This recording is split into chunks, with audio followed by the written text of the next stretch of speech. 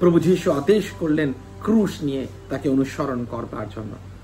যদি কেহ তা না করে তাহলে সে তার শিষ্য হওয়ার যোগ্য নয়। আজকে আপনি আর আমি, আমাদের আহ্বান করা হয়েছে ক্রুশকে বহন করার জন্য। ক্রুশ বহন চিহ্নিত করে সমর্পণকে, চিহ্নিত করে ত্যাগকে, চিহ্নিত করে আমাদের প্রতিজ্ঞাবদ্ধতাকে।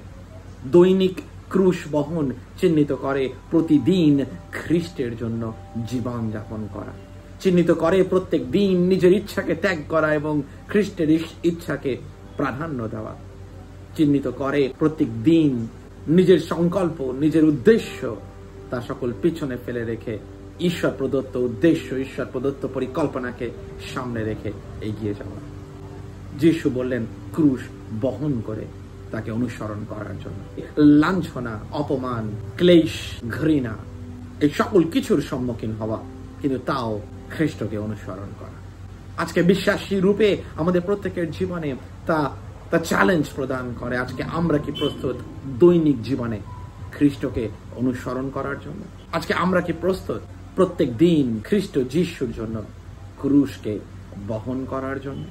মনে রাখবেন, যিশু ক্রুশকে বহন করলেন আর একদিন ক্রুশে বিদ্ধ হলেন।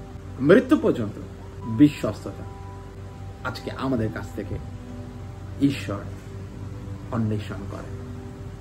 আজকে আমরা কি প্রস্তুত মূল্য দেওয়ার জন্য? আজকে আমরা কি প্রস্তুত শেষ পর্যন্ত বিশ্বস্ত থাকার জন্য?